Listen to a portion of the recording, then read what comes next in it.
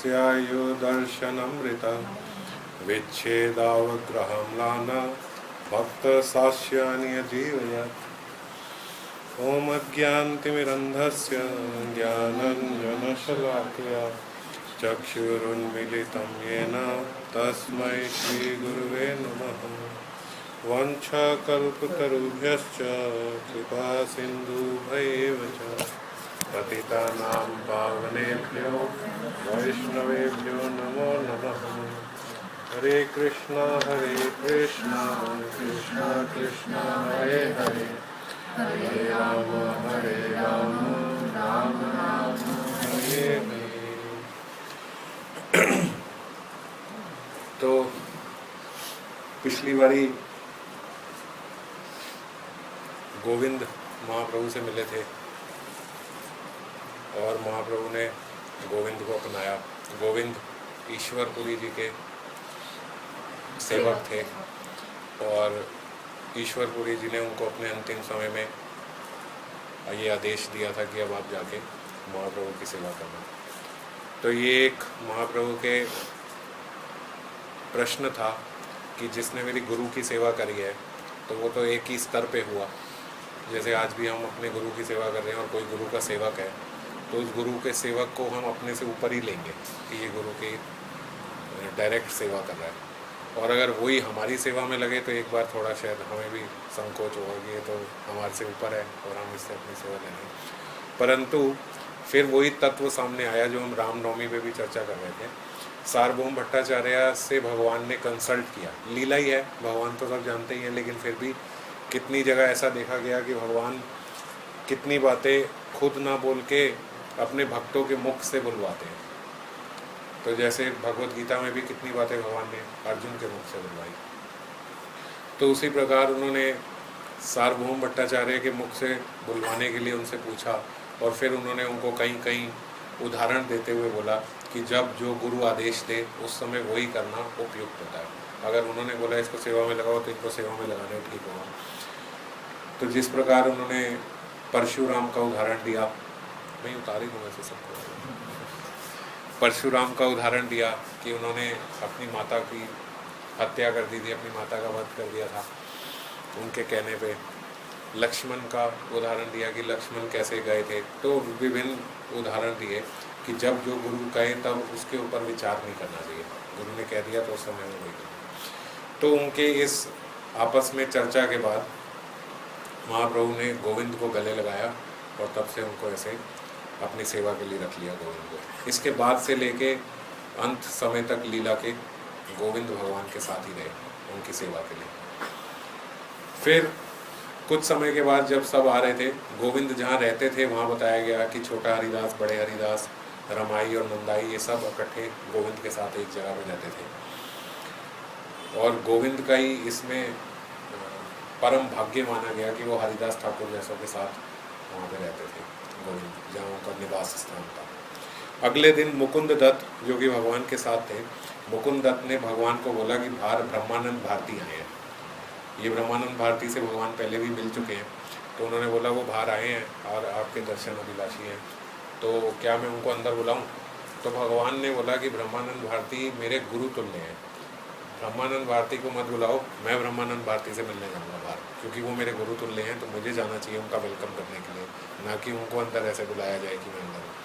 तो वो बाहर जाए तो ब्रह्मानंद भारती कुछ दूरी पे खड़े हुए थे और ब्रह्मानंद भारती ने डियर स्किन पहनी हुई थी, क्या बोलते हैं उसको, मृग छाल। तो डियर स्किन समझ गया मैं, इसीलिए ऐसा बोला जो पहनते हैं ना वो सन्यासी लोग। तो उन्होंने वो मृग छाल पहनी हुई थी। तो उनको वो कुछ ही दूरी पे थे महाप्रभु से। तो महाप्रभु ने जोर से चिल्ला के बोला मुकुंद दत्त को कि कहाँ है ब्रह्मानंद भारती? तुमने कहा था ब्रह्मानंद भारती बाहर आए हैं, वो तो यहाँ है ही नहीं। तो मुकुंद दत्त ने बोला कि वन ये तो खड़े सामने ब्रह्मानंद भारती, कहाँ है? ब्रह्मानंद भारती तो है ही नहीं, ब्रह्मानंद भारती तो मेरे गुरु तुल्य हैं, सन्यासी हैं, वो कहाँ हैं? वो तो यहाँ है ही नहीं, वो तो मुझे दिख ही नहीं रहे। तो ब्रह्मानंद भारती उनके और सामने आके खड़े हुए। फिर भगवान ने बोला कहाँ है ब्रह्मानंद भारती? भाई ब्रह्मानंद भारती तो मुझे कहीं दिख ही नहीं रहा, ये कौन है? इनको तो मैं नहीं जानता, ये मृग छाल वाले कौन है ये मैं नहीं जानता। ब्रह्मानंद भारती जो थे वो तो ऐसे नहीं थे, वो तो बड़े साधारण थे, वो कहाँ हैं? तो ब्रह्मानंद भारती समझ गए कि ये मेरे को ऐसे सिर्फ इसकी वजह से मेरे को ऐसे ठुकरा रहे हैं। तो मुकुंद दत्त जैसे ये समझे, मुकुंद दत्त भाग के गए और सन्यासी वेश के कपड़े लेके आए, उनके लिए साधारण जो कपड़े थे, और वो कपड़े उन्होंने ऐसे दिए ब्रह्मानंद भारती को। ब्रह्मानंद भारती ने पकड़ लिए, ब्रह्मानंद भारती कुछ दूरी पे गए, वो कपड़े बदल के उन्होंने वो मृग छाल त्याग दी, वो कपड़े पहन के आए। जैसे ही आए तो महाप्रभु ने कहा, अरे ब्रह्मानंद जय हो, जय हो प्रभु आपकी जय, और उनके ऐसे चरण स्पर्श किए, उनको गले लगाया। जैसे ही उनके चरण स्पर्श करने लगे तो उन्होंने, ब्रह्मानंद भारती ने उनको उठा लिया और गले लगा लिया उनको, भगवान ऐसे मेरे को कभी आगे से मत त्यागना। वो बोला, भारती कहे तुम्हार आचरण लोक सिखाई थे, कि तुम अपने आचरण से लोगों को सिखाते हो। पुनः ना करीबे नती भय पान चिते, कि अब मेरा भय, मुझे अब भय लगता है, पुनः मैं कभी ऐसी गलती नहीं करूँगा, कभी वो मृग छाल नहीं पहनूंगा। मैं समझ गया आपने मेरा त्याग किस लिए किया था, कि जो भी सन्यासी अगर सन्यासी होने का आडंबर रचे, समझ रहे हो, ऐसे वस्त्र पहने, ऐसे लग्जूरियस चीज़ें रखे, dear skin is considered luxurious. अगर आप सन्यासी हो तो आपके अगर ये वर्दी में आ गया कि मुझे मृग छाल पहननी है, तो ये एक स्टेटस सिंबल हो गया, ये मृग छाल वाले लोग हैं, ये लोग हैं। और सन्यासी महाप्रभु जो चाहते थे अपने भक्तों से और सब से, उनकी और आगे भी जो टीचिंग्स हैं, सन्यासी तो छोड़ो, महाप्रभु की गृहस्थ लोगों से भी यही आशा है कि वो सिंपल रहे। जितने भी महाप्रभु के उस समय में डिसाइपल्स रहे, जो शिष्य रहे, जो भक्त रहे, जो साथ में रहे, पार्षद रहे, उन सब पार्षदों को महाप्रभु ने यही शिक्षा दी कि सबके सबको साधारण रहना चाहिए। और सन्यासियों को भी यही बोला कि सन्यासी वेश लेने के बाद हमें सब चीज़ों से फिर कट जाना चाहिए। अगर आप बोलते हो कि मैं सन्यासी हूँ, तो उसका मतलब ये नहीं कि आप जाके मृग छाल पहन लो, आप एक त्रिदंड ले लो और आप बड़े बड़े आश्रमों का निर्माण करके वहाँ पे रहो और कई सारे चेले आपके साथ रहें। ऐसा हमारे किसी भी छठ गोस्वामी ने ऐसा नहीं किया। इवन जब आज लोग ये बोलते हैं कि छठ गोस्वामियों ने भी तो देखो कितने मंदिर बनाए, राधा दामोदर बनाया, राधा गोविंद बनाए, राधा गोकुलानंद बनाए, कितने सारे मंदिर थे, ये सब हमारे गोस्वामियों के ही तो हैं। तो अगर हम इतिहास देखें तो किसी भी गोस्वामी ने कोई भी मंदिर बनाया तो उसके बाद फिर वो वहाँ नहीं रहे, उसका उन्होंने त्याग कर दिया। जैसे ही मंदिर बनाया, जब राधा रमण भी नहीं, राधा मदन मोहन, सनातन गोस्वामी के वहाँ जब राधा मदन मोहन मंदिर बन गया था, तो राधा मदन मोहन जी की सेवा छोड़ के सनातन गोस्वामी पीछे जाके रहने लग गए थे। तब वहाँ पे एक पुजारी जी उनकी सेवा करते थे, राधा मदन मोहन की। जो अब हम देखते हैं ना सनातन गोस्वामी जी की समाधि, वो वहीं पे चले गए थे, जो मदन मोहन से थोड़ा पीछे जाके एक एकांतिक जगह पे है, आज भी मदन मोहन से अलग हो गए। तो वो इसीलिए चले गए थे क्योंकि वहाँ मदन मोहन इतना भव्य मंदिर बन गया था। तो भव्य मंदिर से सारे, राधा दामोदर मंदिर जब बन गया था तब भी जीव गोस्वामी वहाँ से अलग हो गए थे। तो अलग अलग जितने हमारे गोस्वामी रहे हैं, वो उस टाइम पे उस मंदिर को छोड़ के राधा गोविंद मंदिर बन गया, तो रूप गोस्वामी राधा गोविंद मंदिर में नहीं रहते थे, रूप गोस्वामी की समाधि राधा दामोदर में। तो ऐसे ही जिन्होंने जो बनाया, उन्होंने मंदिर के लिए नहीं बनाया। ऐसा किसी ने भी उदाहरण अपने आचरण से नहीं दिखाया कि हमारे बहुत सारे शिष्य हों और हम उन शिष्यों के अर्ध गिर्द ऐसे रहें। ये आचरण किसी ने दिया नहीं। आज भी हम जाके देखें तो हमारे गुरु जी का लाइफस्टाइल देखो कितना सिंपल है। इस्कॉन में अगर हम देखें तो ऐसे किसी ब्रह्मचारी का भी ऐसा नहीं होता, वहाँ एक लग्जूरियस लाइफस्टाइल है, वो है। खैर उनका एक अलग मोटिव है प्रीचिंग का, तो मैं उसको मना नहीं कर रहा कि वो गलत कर रहे हैं, पर जो उन्होंने हमें टीचिंग दी, जो इस आचरण से महाप्रभु हमारे को जो सिखा रहे हैं, वो यही कि we have to live very simple. चाहे आपको 100 लोग पूछ रहे हैं, आप बड़े भक्त हो, चाहे आपको 1000 लोग पूछ रहे हैं, चाहे 1,00,000 लोग पूछ रहे हैं, but you have to remain simple. Deer skin तक अलाउड नहीं करेगी। ऐसे ही वो जब शॉल एक महंगी वाली ओढ़ के आ गए थे, सनातन गोस्वामी थे, तो सनातन गोस्वामी को रास्ते में किसी ने दी थी। वो वहाँ से आ रहे थे तो किसी ने रास्ते में अपनी शॉल उनके पास ओढ़ दी थी, सनातन गोस्वामी की नहीं दी। तो भी महाप्रभु उनसे दूर हो गए थे कि ये इतनी महंगी शॉल तो भाई ये नहीं, तो वो अपनी महंगी शॉल उतार के पेड़ के नीचे, नहीं किसी कोई सन्यासी जा रहा था, उससे रिप्लेस कर ली थी। उसका फटा हुआ कपड़ा बोला मुझे दे दो और ये मेरी महंगी शॉल ले लो इसके बदले में। और जब वो लेके आए तो महाप्रभु ने उनका आलिंगन किया। जब तक महंगी शॉल थी तब तक नहीं किया। तो अगर हमारे को भी महाप्रभु का प्रिय बनना है, तो इससे वो इस आचरण से हमारे को ये सिखा रहे हैं कि अगर हम लग्जरी ब्रांड्स के पीछे भाग रहे हैं कि हमें ये चाहिए ये चाहिए, इतने बड़े बड़े ब्रांड होने चाहिए तो ही हमारा बात चलेगी, तो महाप्रभु से दूर हो जाओगे। अगर आपके हाथ में टॉमी हिलफिगर की घड़ी है तो महाप्रभु आपको गले नहीं लगाएंगे। तो we'll have to remain very simple, ठीक है।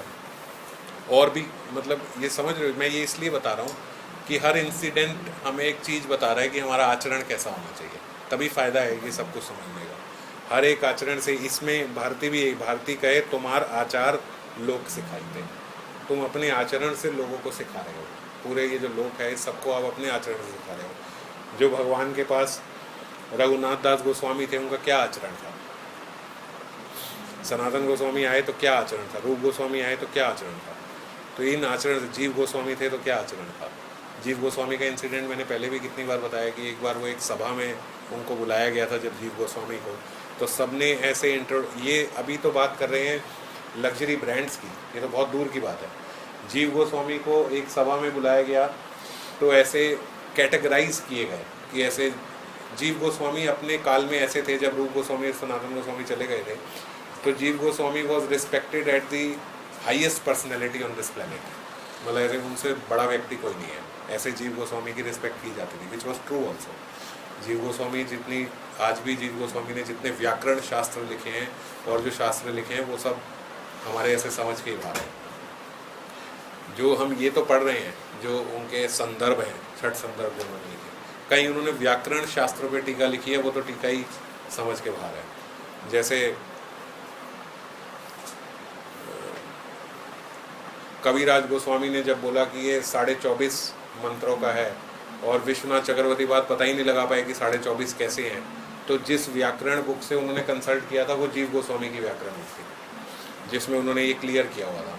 तो संस्कृत और उसकी सारी व्याकरण तक ऐसे जीव गोस्वामी ने इतनी इलेबोरेटली लिखी है कि ऐसे विश्वनाथ चक्रवर्ती बात समझ में नहीं आ पाए थे, तो राधा रानी को आके बताना पड़ा था कि उन्होंने वहाँ से रेफरेंस लेके दिए और वो सही है सब कुछ जो है। तो कितनी हाई वो होगी, तो हम और आप तो ऐसे सोच के भी बेहोश हो जाएंगे कि उसमें क्या क्या है। ऐसे जीव गोस्वामी का वो था लेवल।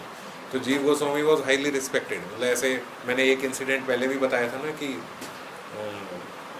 उस टाइम पे कौन राजा थे आगरा में, शायद अकबर ही थे, तो उन्होंने जीव गोस्वामी को बुलाया था एक बारी। वहाँ ये चर्चा चली थी कि गंगा ज़्यादा श्रेष्ठ है या जमुना ज़्यादा श्रेष्ठ है, तो दो गुट हो गए थे, एक कह रहे थे जमुना ज़्यादा श्रेष्ठ है, एक कह रहे थे गंगा ज़्यादा श्रेष्ठ है।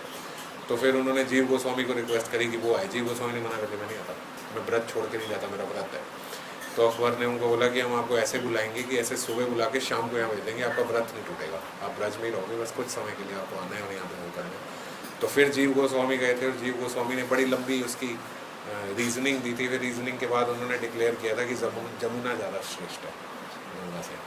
खासकर उन्होंने कहा जो यहाँ आ रही है तो ये सब गंगा में मिक्स हो के आ रही है, तो गंगा तो इसमें है ही है, ये प्लस यमुना है। तो मैं उसमें नहीं जा रहा डिटेल में। तो ये मतलब एक लेवल समझ रहे हो जीव गोस्वामी का, कि ऐसे राजा तक ये था कि जो जीव गोस्वामी कह रहे हैं वो ठीक है, अगर जीव गोस्वामी ने आगे कह दिया जमुना हो जाएगा। तो जीव, अभी हम जो ये बात कर रहे हैं कि हमारे लग्जरी ब्रांड्स नहीं होने चाहिए हमारे पास, चाहे कितने भी पैसे हों, चाहे आप अफोर्ड कर सकते हो, बट स्टिल हमें इन सब चीज़ों से बचना चाहिए अगर महाप्रभु के पास जाना है। तो ये एक स्थूल बात है।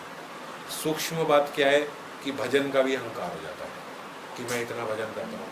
तो इन सारे भक्तों की सभा में सब जानते हैं कौन कितनी माला करता है, अगर देखें तो आज भी मेरी माला सबसे ऊपर है, ये सूक्ष्म अहंकार है। इन सबसे तो ज़्यादा ही करता हूँ, कभी ना कभी किसी दिन तो दिमाग में आ ही जाता है कि ये कितनी करते हैं, इन सबसे मैं करता हूँ। दो भक्त खड़े हो तो ऐसे बोलो तुम दोनों की मिला के जितनी होती है ना उतनी मैं सूर्योदय से पहले कर लेता तो तो इस प्रकार से सूक्ष्म अहंकार भी हो जाता है। इतने बड़े अमरीश पुरी नहीं हुए हम कि हम ये बोलेंगे मुख से, लेकिन अंदर ही अंदर कहीं ना कहीं ये सूक्ष्म अहंकार हो जाता है कि मैं तो अभी ऐसे मुख से तो हम ऐसे बोलते हैं अरे मैं तो, लेकिन अंदर ऐसा होता है कि ग्लोरीफाई मी। तो उस प्रकार से अगर भावना रहे, तो उसी की मैं इंसिडेंट बता रहा हूँ कि जीव गोस्वामी को एक बारी वृंदावन में बुलाया गया कि ऐसे बहुत बड़ी सभा बताई गई और कैटेगराइज किया गया कि बड़ी बड़ी माला करने वाले लोग आगे, थोड़ा कम करने वाले पीछे, और जो बिल्कुल पीछे 64 वाले जो सिर्फ 64 माला करते हैं वो आखिरी।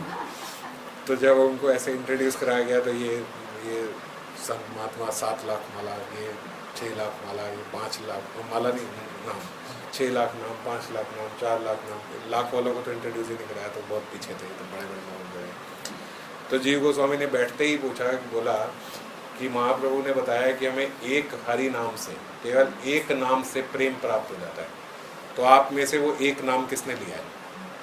तो सब 7 लाख 8 लाख 6 लाख वाले सब मुंह नीचे करके बैठ गए कि इतने बड़े बड़ी बातें बोल रहे हैं और वो एक नाम लिया किसी ने जिससे प्रेम प्राप्त हुआ। नहीं लिया तो उन्होंने कहा ये तो सब प्रैक्टिस सेशन है। फिर 1 लाख 6 लाख 7 लाख 8 लाख सब बराबर है, ये तो प्रैक्टिस ही चल रही है ना। कोई व्यक्ति कम प्रैक्टिस में भी बड़ी आगे निकल जाता है। आपने पेपरों में एग्जाम में देखा होगा, कई लोग कम पढ़ के भी 80% ले आते हैं, कहीं पढ़ते रहते और 60 से ऊपर नहीं जा पाते। तो ये तो प्रैक्टिस की बात है, मन की बात है, किसको क्या समझ में आ रहा है। तो उन्होंने कहा ये तो अभी अभ्यास चल रहा है हम लोगों का, तो अभ्यास की क्या मुझे बता रहे हो कि कौन कितना करता है, कौन कितना करता है। वो एक नाम वाला बताओ कौन है, उसके चरण में स्पर्श करना चाहता है। तो एक भी नहीं था, होगा भी तो कोई खड़ा नहीं हुआ, ह्यूमिलिटी होती। तो इस प्रकार से जीव गोस्वामी ने उस समय उनका वो सूक्ष्म अहंकार जो था, भजन का जो अहंकार था, वो खत्म किया कि ये अहंकार भी हमें नहीं रखना। महाप्रभु का यही मैसेज उन्होंने दिया कि ये भी नहीं रखना, मैं 6 लाख करता हूँ, मैं 7 लाख करता हूँ। After all it is all practice ना। आप जब तक रेस में नहीं भागे हो, आप रेस में जाने से पहले कहो मैं रोज़ 20 किलोमीटर भागता हूँ, और जब रेस हुई तब आप आखिरी आए, तो उससे क्या फ़ायदा हुआ? What is the use? आपकी इसको कौन अप्रिशिएट करने वाला है कि आप रोज़ 20 किलोमीटर भागते हो? आप 50 भागो, और एक आए नहीं जी मैं रोज़ 100 भागता हूँ, मैं रोज़ 200 भागता हूँ। जो रेस वाले लोग हैं वो कहेंगे हमारे लिए क्या मैटर करता है, आप 20 भागो 50 भागो, तो अपने घर भाग रहे हो ना। हमारे यहाँ बताओ, यहाँ किसको प्रेम प्राप्त हुआ है, वो एक नाम किसने लिया वो बताओ। वो तो कोई भी नहीं, तो फिर जाओ, फिर उससे क्या फर्क पड़ता है। तो इसी प्रकार इस इंसिडेंट से ब्रह्मानंद भारती के हमारे लिए तो अभी सूक्ष्म अहंकार छोड़ो, पहले स्थूल अहंकार ही खत्म करना है कि ऐसे कम बिलो द ब्रांड्स, इसमें इतना वो नहीं होना हमारे को, ये है ये होना चाहिए, वो होना चाहिए, ये होड़ नहीं होनी चाहिए हमारे को। भक्तों में तो डरना चाहिए, अगर कोई ब्रांड है भी तो उतार के आए कि ऐसे भक्त क्या सोचेंगे। ऐसे लगता ही है ना, कोई ऐसे दे भी दे तो ऐसे गिफ्ट ऐसे लगता है कि कैसा लगेगा, कितना अजीब सा लगेगा। तो इस प्रकार से ही सारे भक्तों की सोच होगी तो महाप्रभु उनको आलिंगन करेंगे। तो जब उन्होंने उतार दिया तो सनातन गोस्वामी को आलिंगन किया, जब उन्होंने उतार दिया तो ब्रह्मानंद भारती को भगवान ने अपना आलिंगन दिया। तो ब्रह्मानंद भारती ने फिर भगवान को बोला कि आप तो ईश्वर हो, आप में और जगन्नाथ जी में मैं कोई भेद नहीं देखता। मैं आया हूँ तो जगन्नाथ जी का एक चर है, एक अचर है, एक परमात्मा चल रहे हैं और एक अर्च विग्रह हैं, एक बैठे हुए हैं। आप में और उनमें कोई भेद तो है नहीं। महाप्रभु ने बोला पता नहीं ऐसे कौन सी आप दुनिया की बातें कर रहे हो, मुझे समझ नहीं आ रही। भगवान तो एक ही हैं, जो भगवान वहाँ हैं, और एक भगवान परमात्मा स्वरूप में हम सबके अंदर हैं, एक भगवान ही जगन्नाथ जी बैठे। तो और कौन से भगवान आ गए जो चलने लगे भगवान, मुझे समझ में नहीं आ रहे। तो उन्होंने कहा ये स्वरूप दामोदर जो है इनको बुलाओ, ये सब जानते हैं ना स्वरूप दामोदर, तो let us make one centre जो हमें ये बताएगा कि मैं सही बोल रहा हूँ या आप सही बोल रहे हो। ब्रह्मानंद भारती ने बोला। तो स्वरूप दामोदर वहाँ पे आ गए। उन्होंने कहा ठीक है, हाँ इनसे पूछ लो। स्वरूप दामोदर आगे खड़े हुए, उन्होंने बोला बोलो आप क्या बोल रहे हो। तो ब्रह्मानंद भारती ने बोला कि मैं ये बोल रहा हूँ कि देखो ये परमात्मा स्वरूप में ही तो हमारे सामने भगवान खड़े हैं। इन्होंने कैसे 1 मिनट में वैसे मुझे कहते हैं गुरु तुल्य हूँ, और 1 मिनट में मेरे ऐसे इन्होंने उतरवा दी मृग छाल, उतरवा के मेरे को ऐसे इसमें ले आई है। तो ये कौन है? ये भगवान है, तभी तो ऐसे कर रहे हैं, नहीं तो कोई ऐसे करता है जैसे इन्होंने किया। और कैसे इन्होंने मेरे अंदर जो एक गलत भाव आया था वो कर दिया। इनको देख के मेरे को कृष्ण के स्मरण होने लगता है, इनको देख के मुझे कृष्ण, वरना मैं जो भारती थे ये सारे, ये थे तो सब वो ना निराकारवादी परमात्मा स्वरूप को मानने वाले, तभी तो इनसे थोड़ी लेते थे। ये सन्यासी तो सेक्शन ही अलग था हमारे इसमें, ये गौड़ीय वैष्णव में, इसीलिए अभी भी सन्यासी का नहीं है कि सन्यासी वेश तो ऐसे कोई लेता नहीं ना, सन्यासी का कुछ है। वो तो एक उस समय महाप्रभु ने ली थी क्योंकि लोगों को एक प्रचार करने के लिए, लोग जो गलत समझ रहे थे तो उनको एक प्रीचिंग करने के लिए ली थी। तो तभी उनसे लेने से पहले महाप्रभु ने उनको दे दिया था, कान में उनके मंत्र बोल दिया था केशव भारती को। तो ऐसे ही ये जो भारती थे, भारतीय परंपरा थी, ये कृष्ण को नहीं मानते। तो ब्रह्मानंद भारती ने बोला आपको देख के तो मैं कृष्ण को मानने लगा हूँ, आपके पास आते ही मुझे कृष्ण का स्मरण होने लगता है। तो आप में और फिर इनमें जगन्नाथ जी में क्या भेद हुआ? जगन्नाथ जी और आप तो एक ही हो, आप भी कृष्ण हो, ये भी कृष्ण। तो इस तरीके से उन्होंने ये सीधा नहीं बोला कि आप भी कृष्ण हो, ये भी कृष्ण। तो स्वरूप दामोदर जी ने बोला कि ऐसे करेक्ट, ब्रह्मानंद भारती जीत गए। ब्रह्मानंद भारती जो बोल रहे हैं ये सही बोल रहे हैं महाप्रभु, इन्होंने ठीक बोला। तो महाप्रभु ने उसको और कन्वर्ट करने के लिए ऐसा बोला, तो बिल्कुल मैं भी यही कह रहा हूँ कि ब्रह्मानंद भारती जो कह रहे हैं ये सही है, ये गुरु है, मैं शिष्य हूँ, तो गुरु तो हमेशा गुरु ही होता है, गुरु जीतता है और शिष्य हारता है। मैं हार गया, इसी से पता लग रहा है कि ये सुपीरियर है और मैं इन्फीरियर हूँ। तो ठीक है, ब्रह्मानंद भारती जीत गए और मैं हार गया, बस मैं भी यही कह रहा हूँ कि ब्रह्मानंद भारती मेरे से ऊपर है। तो ब्रह्मानंद भारती ने फिर उन्हें बोला कि नहीं प्रभु, ये इसलिए आप नहीं हारे हो, आप इसलिए हारे हो क्योंकि भगवान को अपने भक्तों से हारने में बड़ा आनंद आता है, तो इसलिए आप मेरे से आज हारे हो। हारने का आपका कारण दूसरा है, जो आप हारने का कारण बता रहे हो कारण वो नहीं है, हार तो आप गए हो। तो फिर ये बोलते ही ब्रह्मानंद भारती ने फिर आगे बोलने लगे कि देखो, आप में और कृष्ण में कोई भेद नहीं है, कृष्ण ही अवतार लेके यहाँ पे आए हैं, ये सब हमें पता है। जैसे ही स्वरूप दामोदर ने ये बात सुनी, उन्होंने ब्रह्मानंद भारती ने बोला मैं तो क्या था, मैं मायावाद में बिलीव करने वाला था, योग सूत्रों में और इनमें सब में बात किया करता था, मगर मेरे को एक चंचल स्वभाव का टेढ़ी आंखों वाला एक छोटा सा लड़का आया काला, और उसने मेरे को अपनी नौकरानी बना के रख दिया। यहाँ पे नौकर भी नहीं, नौकरानी बना दी मेरे को अपनी। तो जैसे ही ये स्वरूप दामोदर ने सुना तो स्वरूप दामोदर बोला वाह क्या आप बात बोले हो जी, यही बात है, इनमें और उनमें कोई भेद नहीं है, यही भगवान है। जगन्नाथ जी तो हैं सो हैं जो ये हैं। उन्होंने जैसे ही सुना तो महाप्रभु ने कान पकड़ लिए, बाबा रे ऐसे तुम तो अपराध करना शुरू कर दिया तुमने, मैं तो ऐसे मजाक में वो कर रहा था और तुमने तो अपराध करना शुरू कर दिया, ना ऐसे किसी जीव को मत बोला करो, ऐसे बोल के वो वहाँ से चले गए। तो खैर उनकी ऐसे ही कन्वर्सेशन नहीं, ये बताने के लिए कि पता तो सबको था, ब्रह्मानंद भारती और वो सब जो आसपास थे सबको महाप्रभु के स्वरूप का पता था, लेकिन महाप्रभु कभी मानते नहीं थे कि ऐसा मेरा स्वरूप है। अपने खास को बता चुके थे, उनको भी मना करते थे कि पब्लिकली ऐसे नहीं बोलना। फिर अगले दिन काशीश्वर गोसाई वहाँ पे आए। ये जो काशीश्वर थे, ये बताया गया कि जब भी महाप्रभु जगन्नाथ मंदिर में जाते थे तो काशीश्वर उनके हमेशा साथ ऐसे रहते थे, जैसे आज भी हम देखते हैं कि ऐसे बॉडीगार्ड वगैरह चलते हैं ना, तो वो उनको ऐसे प्रोटेक्शन देते हुए चलते थे कि ऐसे कोई उनसे टच नहीं करे, इन पर भीड़ ना गिरे।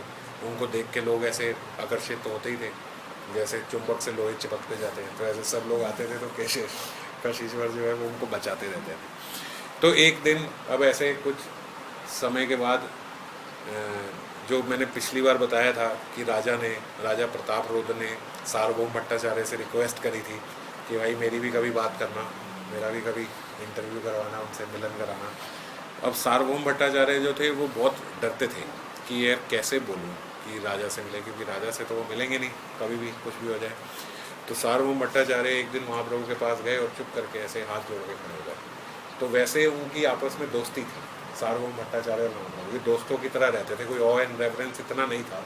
एक ऐसे था कि भाई ठीक है हैं तो ये भगवान, तो कभी कभी जब ऐसे स्मरण होता था तो ये तो था कि ये ऊपर है, लेकिन रहते उनके साथ मित्रों की तरह थे। पिछली बार बताया था ना, जब उनके घर रहने लगे तो उनका ऑ एंड रेफरेंस खत्म हो गया।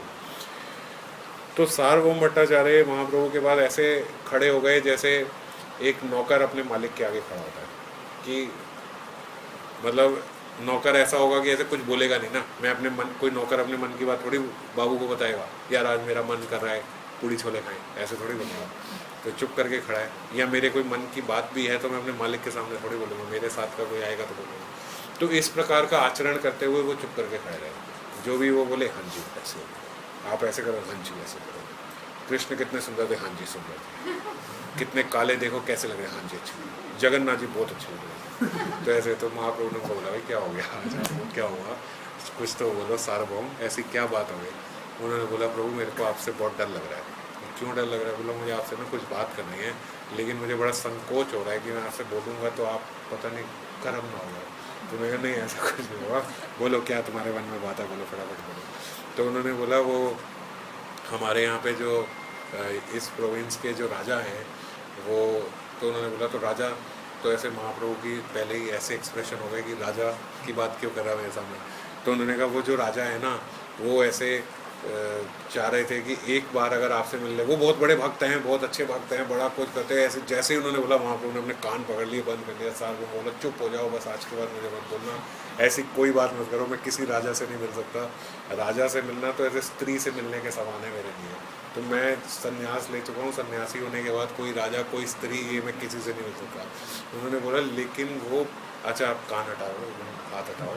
उन्होंने बोला मैं ठीक है राजा की बात है, पर वो भक्त है, तो आप एक भक्त से तो मिल सकते हो ना, आप राजा से नहीं मिल सकते। वो बहुत परम भक्त हैं, आपको बड़े प्रिय हैं, उनको आप बहुत प्रिय हो और बहुत ऐसे आपके बारे में पूछते हैं, ये करते हैं। उन्होंने कहा चाहे हो, जो सांप होता है सांप, वो सांप चाहे नकली हो चाहे असली हो, लेकिन सांप से भयभीत तो हो ही जाते हैं और बचना ही चाहिए।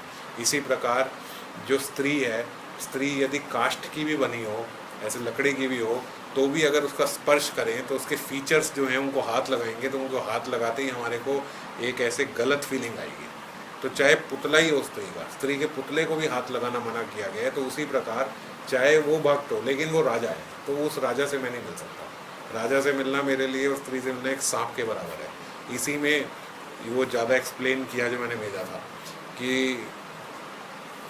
एक वैष्णव के लिए किसी स्त्री का संग करना किसी भी मटेरियल भौतिक एक्टिविटी के लिए या भौतिक सोच से, तो वो बिल्कुल ऐसे है जैसे जहर विष पीने के समान हो।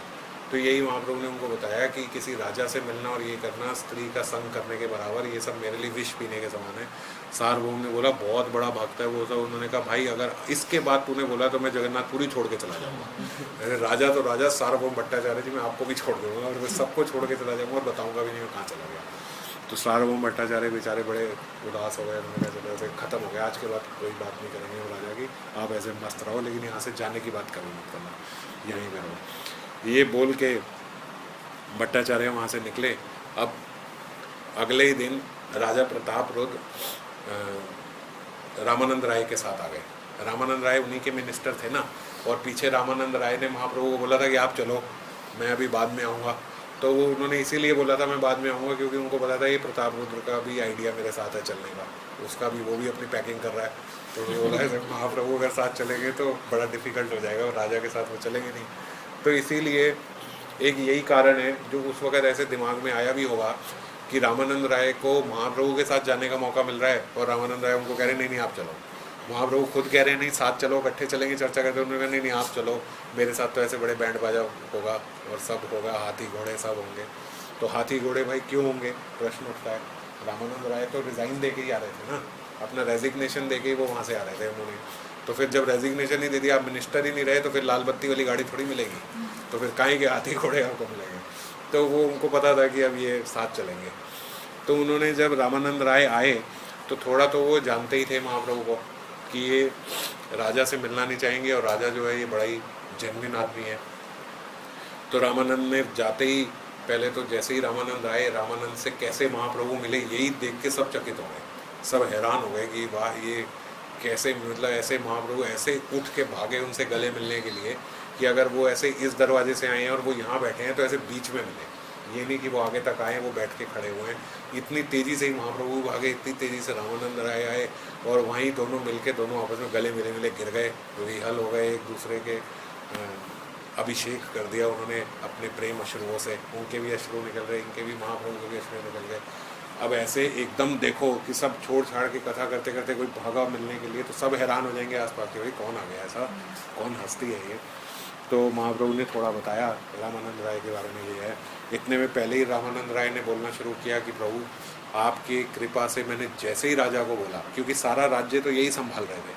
अब सनातन गोस्वामी और रूप गोस्वामी को देखो निकलने में कितनी दिक्कत हुई। खैर वो एक अलग इंसिडेंट इसलिए भी है क्योंकि उनके जो राजा थे वो मुसलमान थे तो वो थोड़ा क्रूर था। ये तो भक्त हैं राजा प्रताप रुद्र।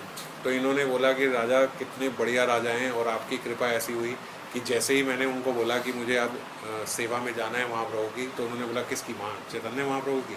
जैसे ही उन्होंने आपका नाम सुना तो वैसे ही उन्होंने बोला हाँ हाँ जाओ, मेरी तरफ से कोई दिक्कत नहीं है। एकदम नौकरी मेरे को छोड़ने के लिए रेजिग्नेशन मेरा साइन कर दिया, बिल्कुल जाओ।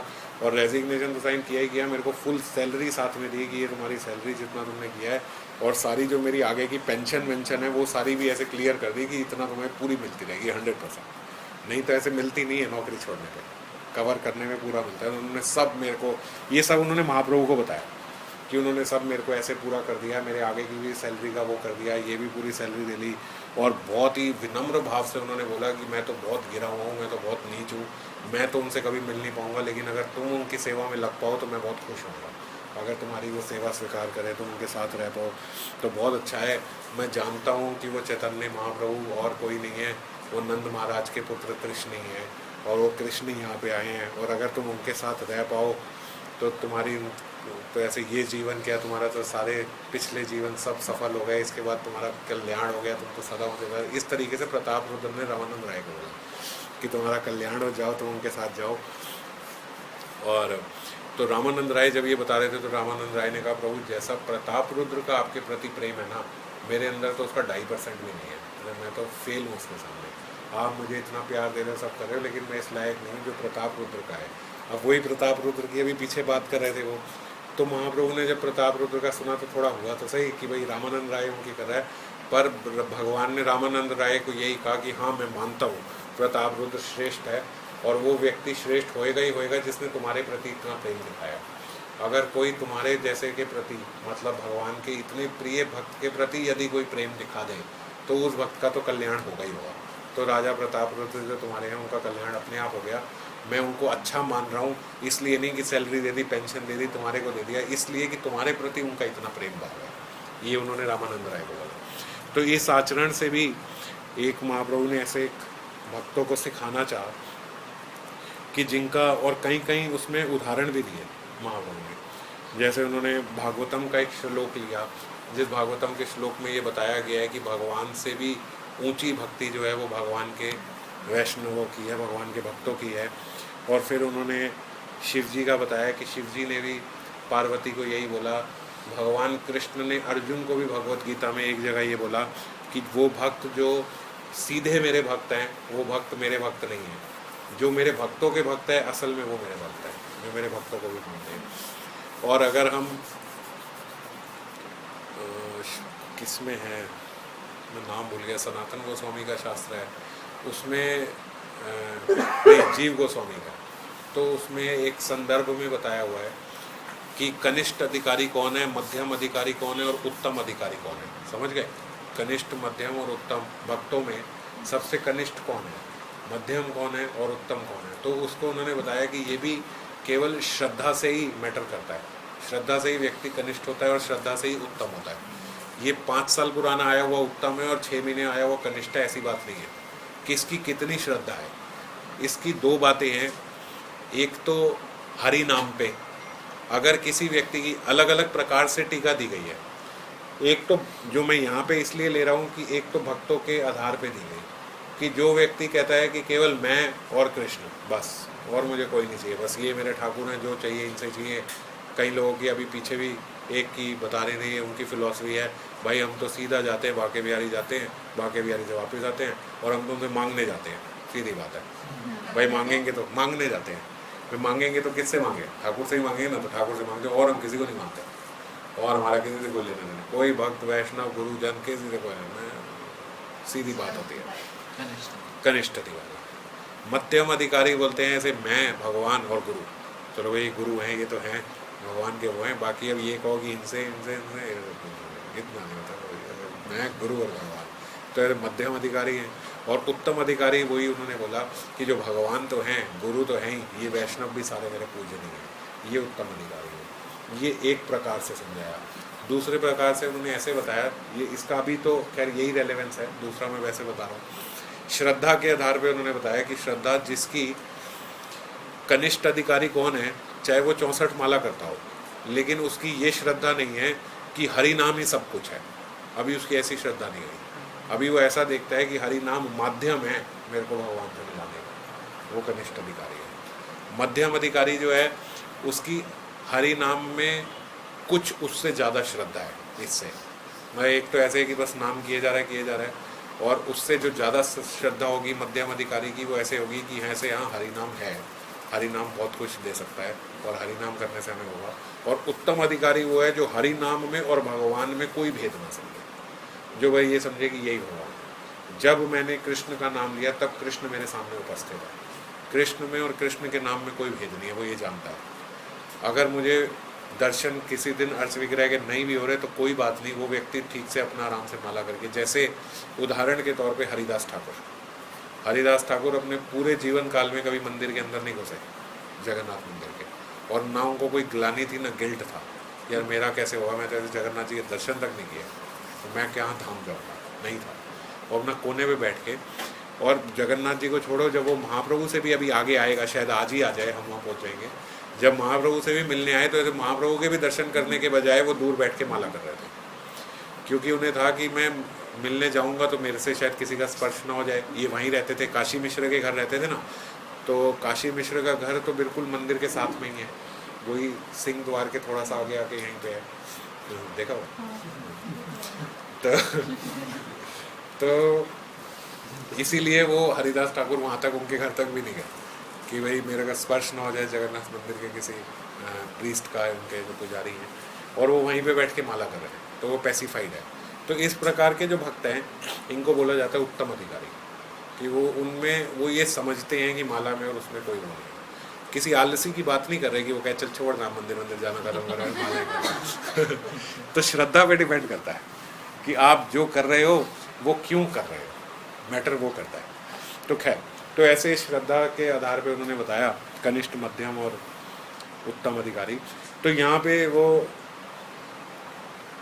रामानंद राय की इसीलिए वो कर रहे हैं, और महाप्रभु ने उनको एक वो दिया कि शिव जी ने भी पार्वती जी को यही बोला, आराधना नाम सर्वेशाम विष्णुर आराधनाम परम तस्मात् परतरम देवी तदिया नाम सम अर्चन, कि आराधना करने में सबसे ऊपर विष्णु की आराधना है, परंतु उससे भी तस्मात् परतरम देवी, इससे भी ऊपर किसकी है, तदिया नाम, जो भगवान के वैष्णव हैं, सम अर्चन, उनकी पूजा करना जो है वो इससे भी ऊपर है, भगवान विष्णु की पूजा करने से भी उत्तम है।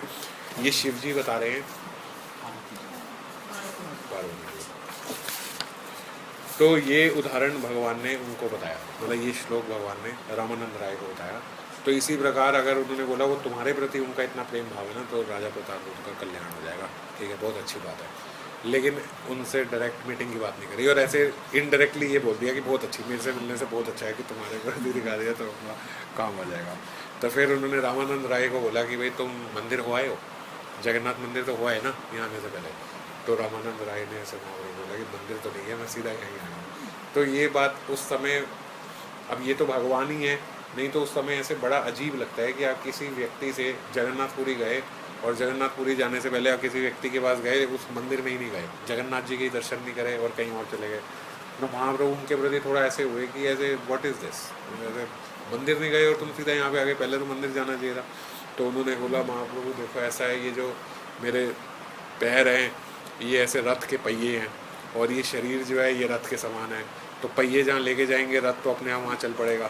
तो ऐसे मेरा मन जो है वो इसका कैरियर है, मन ने कहा कि आपके पास चलना है, पहिए उसी दिशा में चल पड़े और मैं यहाँ पे आ गया। तो इसमें मेरा कोई कसूर नहीं है, मैं वहाँ नहीं गया, जैसे जैसे ये आया वैसे वैसे मैं आपके पास आ गया। तो अब इसका भी ऐसे गोस्वामी इसकी टीका देखें तो शायद अगली 2 क्लास में इसकी टीका पे ही चर्चा होती रहेगी कि जीव का मन जो है वो सबसे बड़ी चीज़ है, भगवान।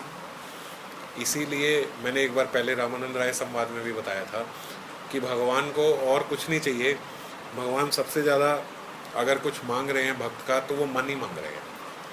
मेरे को भगवान ने उसमें भगवत गीता में भी क्या बोला, मन मना मत भक्तों, कि मेरे को अपना मन दे दो केवल। तो वो बोलते बाकी तो सब भगवान ही आपको दे रहे हैं।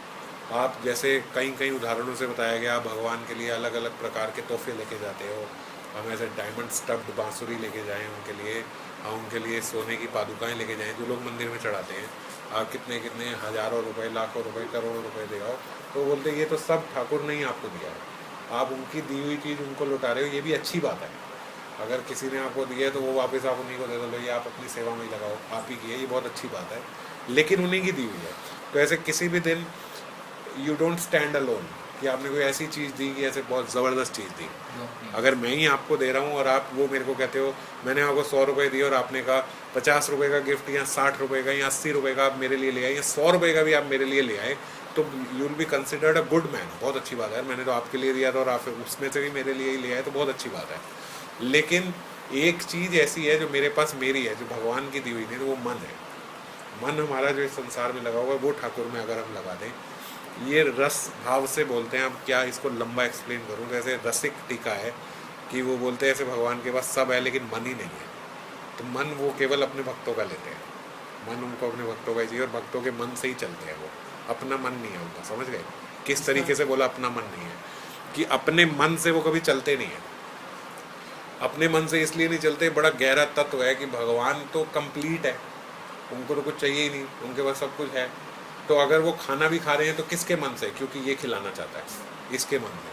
अगर वो वस्त्र भी पहन रहे हैं अच्छे, किसके मन से? ये मुझे सुंदर देखना चाहता है। विहार भी कर रहे हैं तो किस लिए? ये मेरे साथ करना चाहता है। समझ गए? तो इस प्रकार से एक टीका दी गई कि भगवान का मन तो है ही नहीं। मन तो उस व्यक्ति का होगा ना जिसके पास कुछ अधूरा होगा, कि आज मेरे, जैसे हम मन को ऐसे बोलते हैं ना, आज मेरा मन ये कर रहा है, क्योंकि हम इनकम्प्लीट है, तो इसलिए मेरा ये मन कर रहा है। समझ रहे हो? When you have everything at your disposable, तो अगर मन क्या करेगा? ऐसे मन से पहले आपके पास सब कुछ है, क्योंकि वो भगवान है। तो इसीलिए वो बोलते हैं भगवान के पास, ठाकुर के पास सब कुछ है, वह मन नहीं है। तो मन वो केवल भक्तों का ही लेते हैं, और भक्तों के मन से चलते हैं। आपका मन है ऐसे देखने का, ऐसे देख लो। आपका मन है ऐसे करने को, आप ऐसे कर लेता हूँ। आपका मन है ये करने को, ये तो सब भक्तों के मन के आधार पर ही चल रहे हैं। और मन नहीं होगा तो कोई एक्टिविटी नहीं होगी, तो कुछ होगा। तो ऐसे आपका अगर कोई मन ही नहीं है तो आपका भगवान से संबंध क्या है? अब इसीलिए बोलते हैं कि अगर आपने ठाकुर को सब कुछ दिया, आपने 64 माला करी, रोज अर्च विग्रह की सेवा करी, सब कर लिया, पर मन अगर उसमें नहीं लगाया, तो भगवान आपके हिसाब से ना चलेंगे, ना आपका भगवान से अब तक कोई संबंध जुड़ा है। समझ गए? आपके पास 100 रुपये, आपने 100 रुपये दे दिए, लेकिन मन नहीं था आपका। आपने देखा यार ये जो है अपनी सारी सैलरी दे देती है, यार वो भी अपनी सारी सैलरी दे देता है, यार ये भी आधी से ज़्यादा लौटा देता है, यार मैं पागल हूँ इन सबके बीच में। मैं अगर ऐसे ऐसे खरीदूंगा तो लोग मेरे को कहेंगे तू वो है। तो इनके साथ खड़े होने के लिए मैं भी अपना ले आया, लो जी मेरे पास 10,000 थे, 10,000 का सामान आपके लिए। तो वो तो इन सबको दिखाने के लिए ना, मन अभी भी नहीं जुड़ा भगवान से। तो ये बड़ी सूक्ष्म बात है। और एक व्यक्ति ऐसा हो सकता है कि शायद वो 1 रुपये की चीज़ भी ना लाया हो, लेकिन मन ऐसे उसने पूरा दे दिया हो कि जो आप करोगे वो ठीक है। तो ये बड़ा लंबा संदर्भ है, समझ पा रहे हो मैं जैसे बोल रहा हूँ? तो भगवान के पास कहते कुछ नहीं है, केवल मन चाहिए बस उन्हें, और कुछ चाहिए। मन भगवान के पास नहीं, और मन उन्हें आपसे चाहिए। और your this thing will complete है। ऐसे समझ लो कि एक स्लॉट खाली है और वो आपके मन का है। आपने मन अगर उसमें लगा दिया तो ऐसे स्लॉट कंप्लीट हो गया, फिर उसके बाद कुछ नहीं चाहिए। तो यहीं पे अब जैसे कथा में भी हम आए, कीर्तन में हम आए, मान लो हमारा मन नहीं है, it is our obligation, duty है मेरी कि मुझे आना पड़ेगा। मैं मंदिर जाऊँ, ये मेरी ड्यूटी है। मैं एक बारी राधा कुंड जाऊँ, यार ड्यूटी है यार, जाते हैं यार, सूखा हुआ है यार, बोला हुआ है यार, गोवर्धन परिक्रमा करनी है महीने में एक बार। अगर ऐसा कुछ सोचा हुआ है, ये ऐसे नहीं तो यार बहुत बारी हो गई मैं गया नहीं, चलो मैं भी हो जाता हूँ, कुछ मौज मेला भी हो जाएगा, सब भक्तों के साथ थोड़ा घूम हुआ, थोड़ा चेंज हो जाएगा। ऐसे कितने लोग होते हैं ना यार, यहाँ बैठे बैठे बोर हो रहे हैं यार, चलो ना राधा कुंड गए आए 2 दिन, थोड़ा वृंदावन घूम आए, मजे कराए। तो अगर ऐसे हमारी सोच है तो ये मन देने वाली बात नहीं है अभी भी। अगर इस सोच से जा रहे हैं तो ये सब खोखला है, ये सब बेकार है। अगर मैं मन से जा रहा हूँ कि मेरा भजन बढ़ाने का मन है, मेरा मन है मैं कुछ लेके आऊँ, मेरा मन है कि मेरा ठाकुर से कुछ संबंध प्रगाढ़ हो, अब की बार मैं जाऊँ तो अब की बार जब हो के आऊँ तो ऐसे कुछ और वो हो जाए। जैसे यहाँ भी किसी बड़े आदमी के लंच में जाने का आपको मौका मिले, किसी मिनिस्टर के पास जाने का मौका मिले, तो आप वहीं पे जाके च्युइंगम चबा के नहीं आ जाओगे। आपका एक मोटिव होगा कि अगर इतने बड़े आदमी के पास मैं जा रहा हूँ तो कुछ ऐसा बातें करूँ कि ऐसे हमारा कोई परमानेंट रिलेशन जुड़ जाए। समझ रहे हो? कि इसके बाद इसकी बीवी के, मेरी बीवी को फ़ोन आया करे, मैं भी इसको फ़ोन किया करूँ, बच्चे आपस में खेलें, हम अपने बच्चों को ले जा जाओ उसके साथ खेल, कुछ किसी को कहीं से कोई कनेक्शन जुड़ जाए हमारा, कि इसके बाद अब आना जाना लगा रहे, है ना? तो कोई हमारी बातचीत जम जाए। ऐसे हम बड़े आदमी के पास जाएंगे तो ऐसे यार कुछ ऐसी बात करके आओ, थोड़ी दोस्ती यारी हो जाए हमारी इससे। अगर आज जाने का, अगर एक पार्टी में जहाँ 500 लोग हैं तो भी हम एक बड़े आदमी के पास थोड़ा हाई हेलो करने जाते हैं, भाई मैं वो, थोड़ी सी बातचीत हो जाए, नंबर दे दे, कभी ज़रूरत पड़ी तो ये हो जाएगा। तो जब हम जाएँ भगवान से तो हमारा भी ऐसा होना चाहिए कि जाएँ तो ऐसी इस बार कोई ऐसी बातचीत हो जाए, कोई थोड़ा संबंध जुड़ जाए, कुछ ऐसा हो जाए कि ऐसे मैं अगर ना जाऊँ तो थोड़ा इनको भी हो यार वो आया नहीं, 1 महीने बाद ठाकुर को भी हो, स्वामिनी को भी हो, आए नहीं, बहुत मेरे राधा कुंड में स्नान नहीं किया उन्होंने, कोई तो संबंध मेरा ऐसा जुड़ जाए। अगर ऐसा संबंध नहीं जुड़ा, मैं अपना गया, जैसे मैं इस बार भी बता रहा था कि अगर मान लो आप मेरे को अपने घर डिनर पे बुलाओ 6-7 लोगों को, हम आपके घर 6-7 लोग डिनर पे आए और आपसे हमने बात ही नहीं करी, हम 6-7 आपस में ही बातचीत कर रहे हैं, वो अल्लाह करे, खाना वाना खाया आ गए, तो आप बाद में सोचोगे यार मैंने बुलाया क्यों? कमाल के लोग यार, कितनी बेइज्जती महसूस होगी। समझ रहे हो? हम आपके यहाँ क्लास के लिए आए हैं और क्लास के लिए आए और आपको तो पूछा नहीं, बस अपना आए, अपना किया, अपना खाना वाना खाया और अपना चल दिए, और आप अंदर ही बैठे रह गए, भूल ही गए यार उनको भी बुला लेते बात में। तो अगर ऐसा बिहेवियर होगा तो कितना अजीब लगेगा यार, ये क्या लोग हैं, मेरे ही घर आ रहे हैं, मैं बुला रहा हूँ, मेरे घर आ रहे हो, मुझे ही पूछ के राजी नहीं है। तो हमारा भी कुछ राधा कुंड जाना ऐसा ही हो गया कि हम गए हम अपना वो लग गया, अपना मज़े किए, अपना ये किया वो किया, और जिनके लिए आए थे जो होस्ट थे राधा कृष्ण, उनको हम पूछना ही भूल गए, उनको तो स्मरण ही करना भूल गए। कितने वक्त मेरे को ऐसे बोलते हैं कि हाँ मेरा भी अपनी स्थिति यही है कि यहाँ बैठ के स्मरण अच्छा होता है राधा कृष्ण का। जब राधा कुंड जाते हैं तो स्मरण नहीं होता, तो वहाँ कुछ नहीं होता, बस वहाँ तो माला ऐसे होती है कि बस पूरी करनी है हम लोगों की। तो अगर वहाँ बैठ के ही हमारा कनेक्शन नहीं जुड़ा तो वहाँ जाने का फ़ायदा क्या हुआ? फिर तो आपके लिए दिल्ली बेटर है। अगर आपका दिल्ली में अच्छा कनेक्शन जुड़ रहा है तो फिर वहाँ क्यों जा रहे हो? अगर वहाँ 2 दिन रहने के बाद तीसरे दिन मेरे पास सिर्फ थकान ही है कि यार बड़ा थक गए, बड़ा दर्द हो रहा है, ये हो रहा है, वो हो रहा है, और 2 दिन अगले में मेरी साधना खराब है, तो यार सोना है, ये करना है, वो करना, तबीयत खराब हो गई, ये हो गया वो हो गया, तो फिर जाना तो बेकार हो गया। आप लेके क्या आए वहाँ से? थकान। रिश्ते प्रगाढ़ करके आने थे, संबंध जोड़ने थे, और जुड़े किससे? ऐसे बीमार हो गए, थक गए, वहाँ जाके डिप्रेशन हो जाता है। ये ऐसे वहाँ क्या तो 2 दिन कोई बात नहीं कर रहे, कोई यही नहीं कर रहे, कोई वो नहीं कर रहे, तो दिल्ली में ज़्यादा बात हो जाती, तो बस दिल्ली में मरो, फिर वहाँ क्यों जाते? अगर ऐसी घटिया सोच है तो हम जा ही क्यों रहे हैं? तो ये बहुत ही सीरियस फ्लॉ है हमारे अंदर, समझ रहे हो, which is to be improvised very soon, मतलब ऐसे क्विकली आफ्टर टुडे, कि अगर ऐसे नहीं हुआ, अब कल ही राधा कुंड जा रहे हो तो जा रहे हो तो एक सोच के साथ, समझ रहे हो। मैं भी जाऊंगा, ऐसे नहीं कि मैं नहीं जा रहा तो मैं उपदेश दे रहा हूँ, मैं भी जाऊंगा तो मैं चाहता हूँ कि ऐसे मेरा भी यही रहे और सबका यही रहे कि हम अगर जा रहे हैं तो विद ए थॉट, अब मैं जा रहा हूँ तो भगवान से एक संबंध जोड़ने के लिए। अब जब एक भी बार अगर मैं राधा कुंड गया, वृंदावन गया, तो जब वहाँ से आऊँ तो मेरा कुछ संबंध थोड़ा बेटर हुआ। मैं किसी के अगर डिनर पे जा रहा हूँ, मेरे उससे रिलेशन ही नहीं जुड़ रहे, तो मैं क्यों जा रहा हूँ और वो भी क्यों बुलाएगा मेरे को? आप गए, आप उससे कोई बात नहीं करके आए, वो आपको कितने दिन बुलाएगा? कितने दिन आपकी एंट्री होगी ब्रज में? तो अब बड़े बड़े संदर्भ है, फिर वही बात आ जाती है कि फिर एक ऊपर की कवरिंग है बस, धाम के ऊपर भी, धाम को कभी स्पर्श ही नहीं कर पाओगे, चाहे पूरा जीवन चाहते रहो, जाते रहो, जाते रहो, लेकिन वो पपीते के ऊपर जैसे एक पॉलीथीन लगा दे के कुत्ते के सामने रख दो, कितनी भी जीभ मार दे उसका कुछ नहीं होगा, बाद में पॉलीथीन हटा के पपीता आप खा लो, कोई प्रॉब्लम नहीं है, उसने तो वो ऊपर ऊपर से ही मारा है, जो भी मारा है। तो हमारा भी ऐसे ही हाल हो जाएगा कि ब्रज के ऊपर फिर एक माया की कवरिंग है। अगर हम जाएंगे, ये भी जीव गोस्वामी ने ही संदर्भ दिया है, फिर हम जाएंगे तो उस माया के ऊपर की कवरिंग में ही बस हो के आ जाएंगे, ब्रज से कभी संपर्क नहीं हो पाएगा हमारा, अगर हमारी यही एक्टिविटी प्रोलॉन्ग्ड रहेगी तो टू कट इट शॉर्ट, मतलब अब हमारे को अगर ब्रज जाना है, वो सोचना है तो एक इसी थॉट से जाना है कि मेरा ब्रज से, हर बारी अपना एक सेल्फ एनालिसिस कर लो, हर व्यक्ति खुद कर सकता है। अब ये नहीं अगले दिन फ़ोन करके पूछो हाँ भी तेरा क्या हुआ, ज़्यादा हुआ नहीं हुआ ये नहीं, ये ऐसे कोई थर्मामीटर लगा के बुखार नहीं चेक करना कि तेरा कितना है मेरा कितना है। सेल्फ एनालिसिस हम सबका होना चाहिए कि मैं अब जब होके आया हूँ तो मेरे कुछ प्रगाढ़ हुआ, इस बारी जो मैं लास्ट बार गया था और होके आया हूँ, तो क्या मेरा भगवान से ऐसे कुछ कनेक्शन जुड़ा? क्या माला करने में अब मेरे को और ज़्यादा कुछ स्मरण हो रहा है? अगर कनेक्शन जुड़ेगा तो स्मरण और बढ़ेगा, अगर नहीं तो स्मरण खत्म हो जाएगा, कम होगा पहले से भी। तो मेरा स्मरण बढ़ा है या नहीं बढ़ा है, इस बारी भी मैं इसलिए कह रहा था अगली बार और उसको इम्प्रोवाइज़ करेंगे कि ऐसे लेट अस स्टिक टू 1 और 2 प्लेसेस ओनली। ज़रूरी नहीं है हर बार जाएं तो परिक्रमा करना ज़रूरी है, थकना झुकना भागना ज़रूरी है। एक बारी अगर परिक्रमा में जाओ तो सिर्फ परिक्रमा में जाओ, 8 घंटे लगे 10 घंटे लगे, आराम से कीर्तन करो, मज़े से वहाँ पे परिक्रमा करो।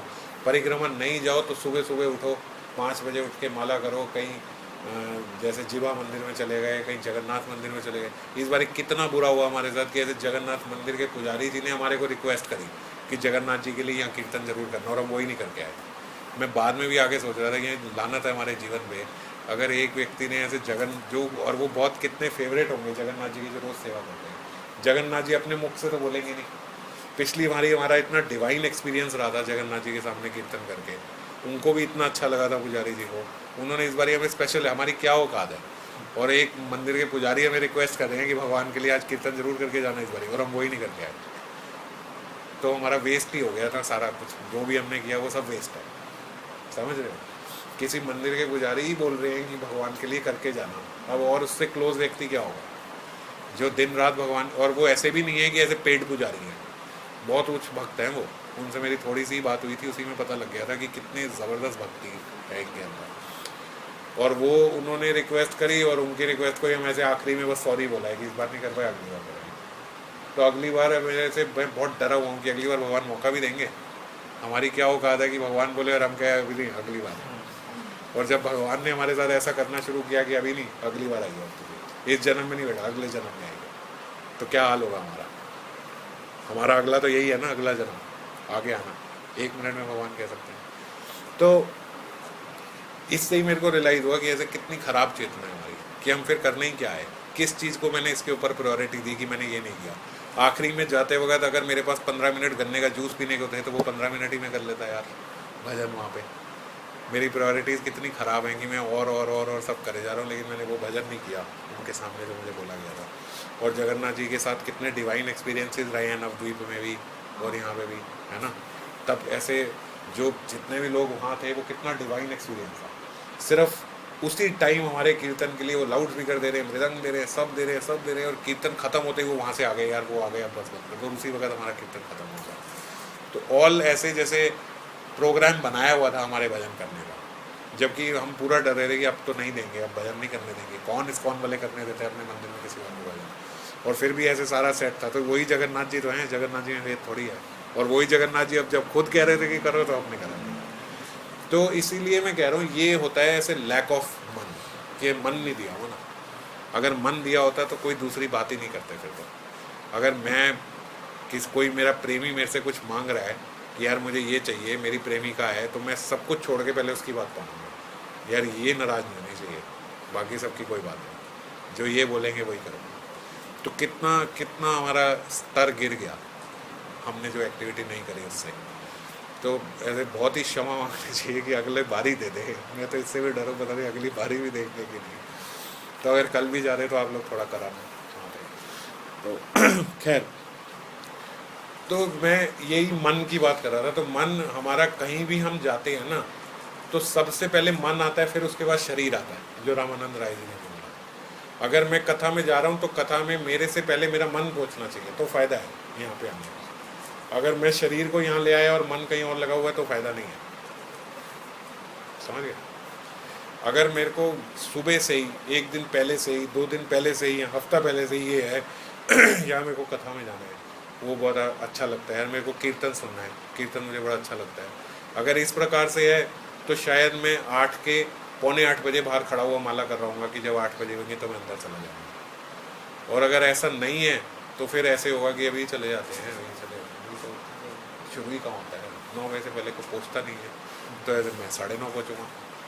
तो आप कोई डॉक्टर और यहाँ कोई मरीजों की लाइन थोड़ी लगी है कि 4 इकट्ठे हो जाएं तब मैं जाके वहाँ पे बैठूँगा अपने पसीने। डॉक्टर यही देखते हैं ना, इज्जत ख़राब होती है कि मैं जाके बैठा हूँ, बाहर कोई है नहीं, तो 6-7 पेशेंटों की लाइन लग जाए तब जाऊँगा मैं। तो इस प्रकार का आचरण हमारा कथा में और कीर्तन में होगा तो वो मन वाली बात नहीं होगी। ये कोई मन नहीं होगा। मन होगा तो पहले पहुँचोगे। अब मन होता है तो हम ऐसे कितने लोग हैं ना, पहले आ जाते हैं, कुछ सेवा करते हैं, चलो ये करते हैं, 6 बजे से आए हुए हैं, 5 बजे से आए हुए हैं, पहले ही पहुँच गए सैटरडे को कि चलो चलो पहुँच जाते हैं।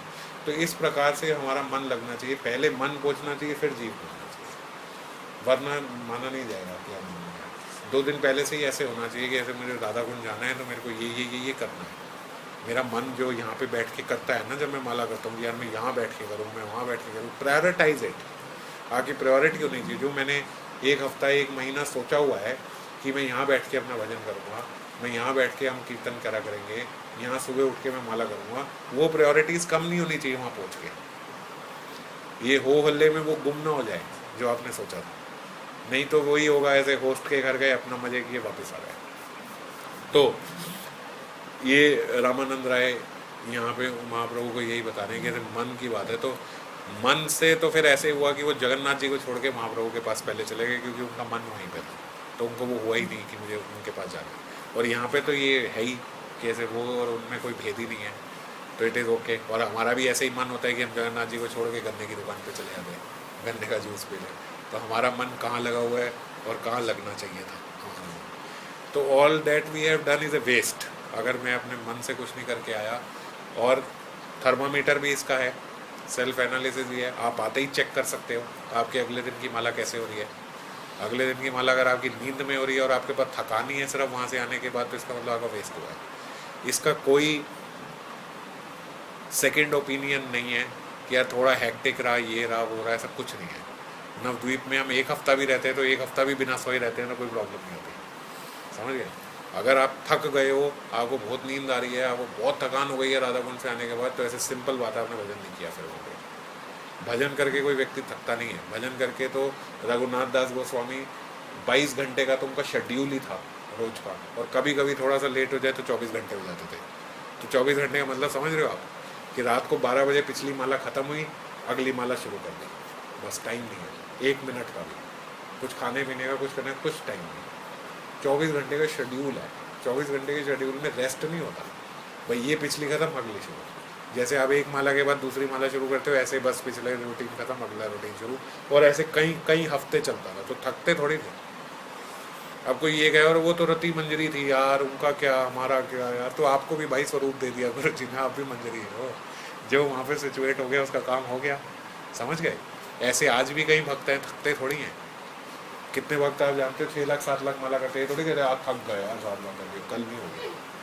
किसी ने ऐसे रखा हुआ है कि यार मैंने ऐसे वो ऑल्टरनेट 7 lakhs का राउंड का रखा हुआ है, जैसे मंडे वेडनेसडे फ्राइडे का रखा हुआ है कि ट्यूजडे थर्सडे फ्राइडे तो मैं थक जाता हूँ इतना करने के बाद।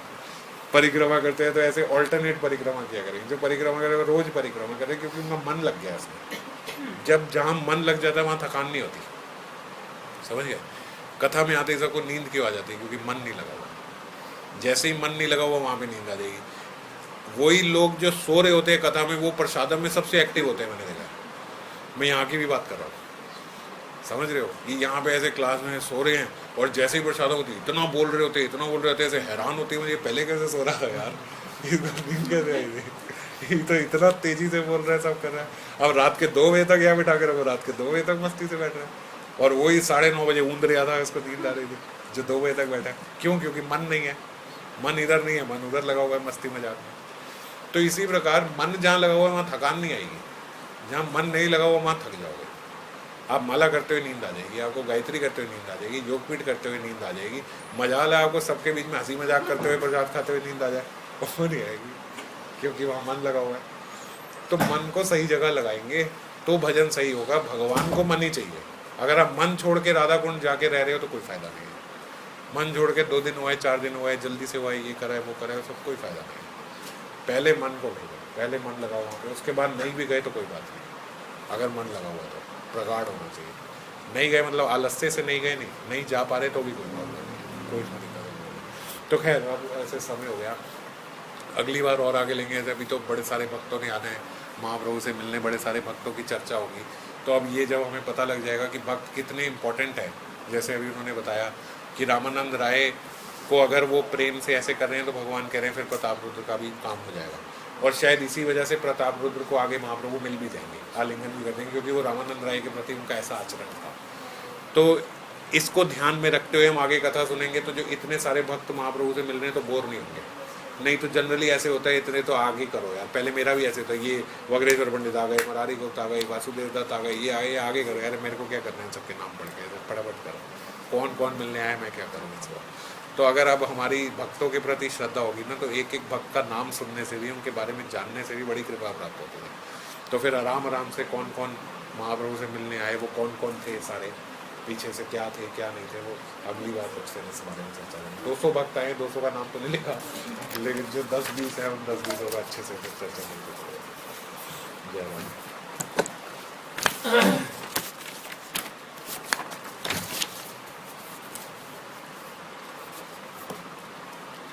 कोई प्रश्न है किसी का? सब बैठे हैं? तो बोला कुछ?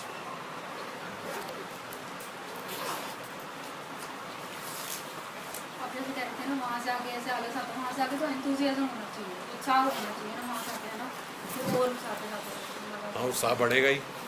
अगर उससे गए होंगे। और अगर उत्साह नहीं बढ़ा, थकान हुई है, तो इसका मतलब मन वहाँ था ही नहीं। बिल्कुल जी, तो मन लगाने का क्या तरीका है? बस प्रयास। नहीं, जिन जिन चीज़ों से मन खराब होता है ना, उन चीज़ों को रोकना भी पड़ेगा प्रयास के साथ। यही प्रयास करना है ना, कि क्या चीज़ें ऐसी हैं जो यहाँ पे जब मेरा मन लग रहा है, मेरा इतना मन कर रहा है राधा कुंड जाने का, राधा कुंड जाके मैं ऐसी कौन सी चीज़ करता हूँ जिस वजह से मेरा मन उससे हटता है, उन चीज़ों को कट करना पड़ेगा, उन चीज़ों को रोकना पड़ेगा। मैंने पिछली बार भी रामायण के उसमें भी बताया था कि चंचल स्वभाव होना अच्छी बात है, मौज मस्ती करना अच्छी बात है, मगर उन सब की एक जगह होती है, एक सभ्य, एक संतों के सामने ये सब नहीं होना चाहिए, वैष्णवों के सामने ये सब नहीं होना चाहिए। अगर वैष्णवों के सामने भी मेरा स्वभाव ऐसा ही है तो फिर उसकी बहुत भारी सज़ा मिलती है। जो वो थे गजेंद्र वाली कथा जो है भागवत में, उसमें जो मगर थे, मगरमच्छ, वो पिछले जन्म में हैं, वो राजा नहीं थे, वो गजेंद्र राजा, मैं मगर की बात कर रहा हूँ। तो जो मगर थे वो गंधर्व थे और वो समुंदर के नीचे एक संत बैठ के तपस्या कर रहे थे। तो वो जैसे चौंकड़ी मार के तपस्या कर रहे थे, उनके पैर के नीचे जाके खुजली करके आ जाते थे मजे से। मस्ती मजाक चल रहा है अपना गंधर्व होगा, तो ऐसे गए, छलांग मारी, वो बेचारे समुंदर के नीचे बैठ के हजारों साल से सांस रोक के अपनी तपस्या कर रहे हैं, ये जाके उनके पैर में खुजली करके आ रहे हैं। फिर गए, फिर कराए, फिर गए, फिर उनके ये खींचा, फिर हो गया, फिर हो गया। उन्होंने कहा तेरी प्रवृत्ति मगर जैसी है तो तू मगर ही हो जा। तो उसको क्योंकि वहाँ नीचे आके ऐसे मगरमच्छ की तरह उनको तंग कर रहा था ना, बार बार पानी के नीचे आके, उनको श्राप लगा, मगरमच्छ बन गया। समझ रहे हो मस्ती कितनी भारी पड़ी इसको। अपनी तरह से तो बड़ा अल्लाह हो रहा था भाई, ऐसे पैर में खुजली करके आ गए, वो ऐसे ऐसे हो गया, तपस्या करने वाला भी इधर उधर झपट गया, ये हो गया, वो हो गया, और उसकी सजा ये मिली कि मगरमच्छ बनना पड़ा उसे। तो ऐसे ही इसी उससे भी यही, इस संदर्भ से भी यही समझाया गया कि ये जो मस्ती मजाक ठीक है, पर उसका एक स्थान होता है, हर स्थान पे नहीं करना। गुरु के सामने नहीं चलेगा, वैष्णवों के सामने नहीं चलेगा, वहाँ थोड़ी सभ्यता रखनी होगी। नहीं रखी, कोई ऑफेंडेड फील हो गया तो गया, और लंबे जाओगे, जब जाओगे। उन्होंने 2-4 मिनट की सज़ा नहीं दी कि तूने मेरा पैर में ऐसे करे तेरा अंगूठा कट जाए, ऐसी कोई बात नहीं बोली, तेरे भी पैर में खुजली हो जाए। मगरमच्छ बना दिया। और मगरमच्छ भी ऐसे कोई छोटे मोटे टाइम तक नहीं रहा, 100 साल तक तो गजेंद्र और मगरमच्छ का युद्ध चलता रहा। जो मगरमच्छ और हाथी आपस में लड़ते रहे, 100 साल तो सिर्फ लड़ाई के रहे हैं। तो कितने सालों तक वो मगरमच्छ रहा होगा, कितना लंबा जीवन है। जो गजेंद्र थे वो तो खैर राजा थे, उनसे तो एक अलग ऑफेंस हुआ था कि उन्होंने, वो आए थे दुर्वासा मुनि, तो उन्होंने प्रणाम नहीं किया था उनके। तो वो देखो अब ये भी यही बात है, वो ऐसे अर्थ विग्रह की सेवा ही करते रहे, तो उन्होंने आए तो देख के भी निगलेक्ट कर दिया और अपनी सेवा करते रहे कि मैं तो भगवान की सेवा कर रहा हूँ। तो कोई भक्त आया, संत आया, तो मुझे क्या लेना देना, मैं तो भगवान ही की तो कर रहा हूँ, एक बड़ी चीज़ ही कर रहा हूँ। आए तो उन्होंने शराब दे दिया था, उनका ये हाल होगा। तो खैर, तो मैं जो बात बता रहा था वो यही कि हाँ, एक लिमिट होनी चाहिए, एक स्थान होना चाहिए कि कहाँ पे क्या करना है। राधा कुंड में ये सब नहीं चलेगा, वहाँ समस्त इतने सारे वैष्णव हैं, सब करना चाहिए, वहाँ पे बहुत ध्यान रखना चाहिए। मैं इस बार भी बोला नहीं क्योंकि सब कह रहे थे, नहीं तो मैंने 1-2 भक्तों से चर्चा करी थी। मैं सबके साथ इसीलिए करना चाहता हूँ कि सबका एक ही माइंड रहे, इसमें कोई सुपीरियर या इन्फीरियर नहीं। मैंने भी कहीं सुना है और वो मुझे बहुत अच्छा लगा। तो वो उसमें उन्होंने चर्चा करी थी कि देखो, जब ठाकुर थे, भगवान खुद थे इस धराधाम में, तो तब में और अब में केवल 2 ही चीज़ें ऐसी हैं जो तब भी थी और अब भी है। उनमें एक है जमुना जी और एक गोवर्धन। यही गोवर्धन गिरिराज जी तब भी थे जब भगवान यहाँ पे थे 5000 साल पहले, और यही यमुना भी थी जब वहाँ थे। तो उन्होंने बोला इन दोनों के प्रति बड़ा केयरफुल रहना चाहिए हमारे। इसीलिए कभी भी जब भी हम गोवर्धन पे जाएं तो गोवर्धन पे हमारे को गाड़ी से परिक्रमा नहीं करनी चाहिए। उन्होंने बोला ये अपराध है, क्योंकि गोवर्धन भगवान ही है। गोवर्धन में और हम भगवान, अब गोवर्धन में और भगवान में भेद थोड़ी ना समझ रहे हैं। और इन्हीं के मुख पे अगर हम अपनी गाड़ी का धुआं फेंक रहे हैं, हॉर्न बजा रहे हैं, डिस्टर्ब कर रहे हैं, तो वो हम, इससे बड़ा अपराध और क्या होएगा। समझ गए? वहीं हम चले गए, वहीं हमारी गाड़ी का जितना पोल्यूशन है वो सब इन्हीं पे आ रहा है। ब्रज का ये वातावरण नहीं होना चाहिए ना। अगर आज हो भी गया, सड़कें बन गई, वो करके लोग कर रहे हैं, करने दो। आपको वो बोलते परिक्रमा करो, पैदल करो, नहीं होती आपसे रिक्शे में करो। आप ये स्कूटर वूटर का भी वो मत लो। We shall not support any scooter, any pollution, either noise pollution और एयर पोल्यूशन। आपको वहाँ पे ऐसा कुछ भी नहीं करना। जैसे वो बोलते हैं कितने संत हैं, आप जानते हो गोवर्धन में कितने बड़े बड़े संत हैं जो रोज़ परिक्रमा करते हैं, जो एक भाव से परिक्रमा कर रहे होते हैं, जिनका भाव केवल आपके एक हॉर्न से खराब हो जाता है। वो क्या सोचते हुए कर रहा है, वो किस स्थिति में है, और आपने भी हॉर्न दिया और फिर नहीं हटा अगर वो अपने भाव में, तो 4 गाली भी मन के अंदर से निकलती है, यार क्या पागल है यार, इसको समझ नहीं आ रही हॉर्न दे रहा हूँ यार। तो वो खराब होता है, वातावरण होता है। तो इसीलिए आगे से यही प्रयास रहे कि हम जब भी जाएँ तो ऐसे गाड़ी से नहीं करेंगे। आप पैदल नहीं होती कोई बात नहीं, रिक्शा कर लो, हम पैसे बचाने के लिए तो ऑटो करते हैं ना यार, एक ऑटो में पैसे बचेंगे, रिक्शे में पैसे ज़्यादा, कोई बात नहीं, पैसे ज़्यादा लग जाने तो वो भी तो ब्रजवासी के पास ही जाएंगे। रिक्शे वाले वहीं का तो रहने वाला ब्रजवासी है, 200-400 रुपये फालतू लग जाएंगे और क्या है। यहाँ पे थोड़े ना खाने वक्त हम सोचते हैं, आप कलेवा में जाओ तो 6 चीज़ें लेते हैं, 4 चीज़ें छोड़ के आते हैं, 2 चीज़ें खाते हैं, तब थोड़ी सोचते हैं 300 रुपये फालतू लग गए, किसी को ग्लानी हुई है यार 400 रुपये फालतू लग गए। वैसे सेवा भी तो करते हैं। वैसे भी करते हो, कितनी करते हो, वैसे ऐसे ही किसी को देते हो, ये इसको दे देंगे, इसको दे देंगे, तो सेवा समझ के ही सही। ये हमारी गिरिराज जी के प्रति सेवा ही होगी कि हम वहाँ पे आज से कोई प्रदूषण नहीं करेंगे, ना हम ऑटो में जाएंगे ना हम गाड़ी में जाएंगे। हम अगर करना है 4 रिक्शे में करो, कोई बात नहीं, आके सारों के मिला के ज़्यादा से ज़्यादा 700-800 रुपये फालतू ले जाएंगे, कोई बात नहीं, 700-800 रुपये ब्रजवासी के पास ही ले जाएंगे, कोई दिक्कत नहीं, सेवा तो होगी, ये भी सेवा ही है कि वहाँ पे हम ये प्रदूषण नहीं करें। तो इसी प्रकार से ऐसे कुछ चीज़ें हैं जो वहाँ पे जाके, अब जैसे मेरे को इस बार ऐसे लगा कि ये चीज़ मुझे पता ही थी और फिर भी हम ऐसे गाड़ी से गए थे, दोनों की गाड़ी ठुक गई बेफालतू। तो सोचने का एक नज़रिया से बाद में ये सब बातें आती हैं, दोनों की गाड़ी ठुक गई हमारी गाड़ी में, तो ऐसे विदाउट एनी एरर कि एक बारी अगर इनकी मान भी लो ये आगे गए तो मैं तो इनको देख के बिल्कुल कोने में खड़ी कर दी थी कि ना मारे, वो फिर मेरी भी मार गई। तो जैसे मारने के लिए ही आ रहा हूँ खड़ी गाड़ी पे, ऐसे इनकी गाड़ी पे यहाँ ठेले वाले ने मारा, मैंने यहाँ रोक ली यार इसकी मार के जा रहा है, वो ठेले वाला यहाँ पे आके मेरी मार तो it is just an intimation कि ऐसे जब आपको सही बात समझ में आ गई तो फिर क्यों करिए, क्योंकि ये बात मुझे यहाँ जाने से पहले भी पता थी, इस बारी जाने से भी पहले, मगर मैं कन्वे नहीं कर पाया था और वो उपयुक्त समय नहीं था ये कन्वे करने का, तो ऐसे आई मूव अलाउंग, इसलिए मैंने सोचा कि ऐसे सबको बता दें, समझ रहे हो। तो ये बात तो सही है ना कि ये गलत ही है वहाँ पे प्रदूषण करना, वहाँ हॉर्न बजाना, वहाँ ये सब करना, तो इन सब से हम बचेंगे। आगे से हम जब भी करेंगे रिक्शे पे करेंगे, पैदल करेंगे, रिक्शे पे। वैसे भी अगर राधाकुंड भी जाना है या अगर हम गाड़ी भी जाते हैं ब्रजवासी भी, तो वो भी तो पार्ट ऑफ गोवर्धन ही है राधाकुंड। नहीं देखो वो ठीक है, परिक्रमा करना एक अलग बात है, वो तो आप ऐसे कहो तो राधाकुंड के अंदर भी जा रहे हैं हम, तो गाड़ी में ही जा रहे हैं, वो ठीक है। मतलब मैं वही कह रहा हूँ, एक मनोस्थिति होनी चाहिए कम से कम, जब आप कर ही रहे हो उनकी परिक्रमा तब तो ये सब ना करो, प्रदर्शन ना करो अपनी गाड़ी का और उसका, वो तो अब ऐसे ऑप्शन ही नहीं है। अब ऐसे कितने जैसे हमारे गोस्वामी थे, वो तो टॉयलेट करने भी बाहर जाते थे, तो कुछ ऐसी चीज़ें हैं जो आजकल एक ऐसी नेसेसिटी हो गई है कि उसके बिना काम ही नहीं होगा। हम कहाँ गाड़ी रोक के जाएंगे और कैसे वहाँ पहुँचेंगे, ब्रज के बाहर जाते थे ना, ब्रज में त्याग नहीं करते थे, तो ये वो थी। भगवान करे हमारी किसी दिन उस स्थिति तक पहुंच जाए, पहले अभी ऐसे स्टेप बाय स्टेप चलते हैं कि परिक्रमा में तो हम नहीं करा करेंगे, बाकी फिर धीरे धीरे स्थिति का विकास होगा, श्रद्धा का विकास होगा, ठीक है।